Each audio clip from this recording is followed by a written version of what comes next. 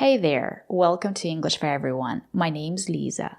Today we're going to learn how to use this word correctly. Let's get started. Sometimes we say, I have a family. I have a big family. And sometimes we say, I have family in Dallas. I don't have family in New York. What's the difference?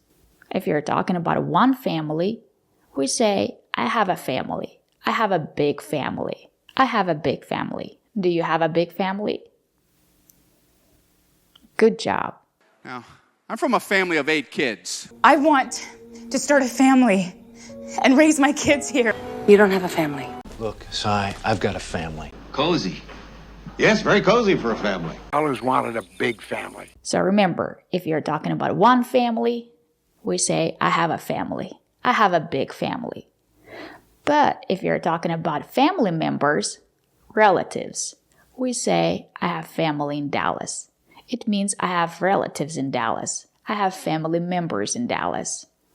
I have family in Dallas. I don't have family in New York. Do you have family in Dallas? Good job. Do you have family nearby? People here, Mohawks, settlers, have family out there. I'm often surrounded by family and friends. And one more thing. If someone asks you, how's your family? You respond, they're good. We don't say it is good. We say they're good. In English, when we talk about our school, a store, an organization, we say they. For example, this is a store. They sell clothes here. This is a school. They teach English here. How's your family? They're good.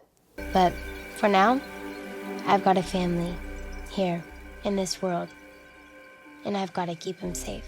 So remember, I have a big family. I have family in Dallas. I don't have family in New York. How's your family? They're good. Thank you for watching, and if you want to learn English and practice speaking English, subscribe to our channel. Bye!